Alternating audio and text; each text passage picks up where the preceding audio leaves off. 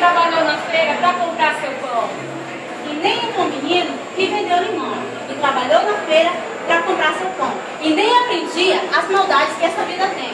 Mataria minha fome, sem ter que roubar ninguém. Eu juro que não conhecia a famosa Funabem, onde foi minha morada desde os tempos de neném.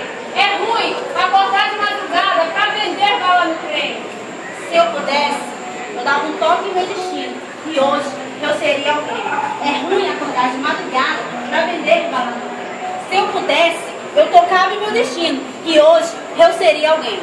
Se eu pudesse, seria eu uma intelectual. Mas como não tive chance de ter estudado em colégio legal, muitos me chamam de pivete, mas poucos me deram apoio moral. Se eu pudesse, eu não seria um problema social. Não aprendi as maldades que essa vida tem e mataria a minha fome sem ter que roubar ninguém. Juro, eu juro que eu não conhecia a famosa Funabem, onde foi minha morada